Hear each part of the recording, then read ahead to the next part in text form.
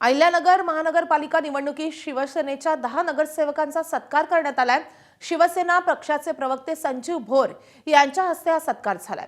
शिवसैनिकांनी जिद्दीने मिळवलेला हा विजय महत्त्वाचा असून निवडणुकीत झालेल्या चुका सुधारून शिवसेना पुढील वाटचाल करेल असा विश्वास प्रवक्ते संजीव भोर यांनी व्यक्त केलाय। दरम्यान शिवसेना सत्तेत सहभागी होणार की विरोधी बाकांवर बसेल हा सर्वस्वी निर्णय उपमुख्यमंत्री एकनाथ शिंदे यांचा राहील असं सांगत यापुढे अहिल्यानगरमध्ये शिवसैनिक स्वाभिमानाची लढाई लढेल असं देखील भोर यांनी सांगितलंय। बाळासाहेबांचा सच्चा शिवसैनिक, एकनाथ शिंदे साहेबांचा सच्चा शिवसैनिक, या न्यायाने शिवसैनिक लढले आणि आमचे 10 उमेदवार या अटीतटीच्या लढतीत विजयी झाले।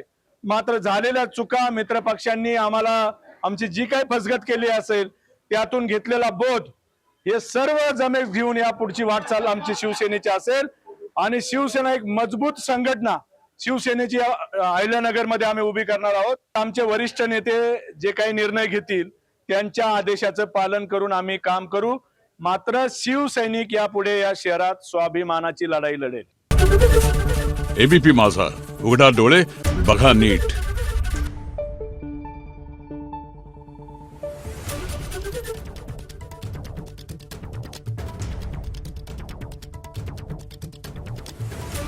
Thank you.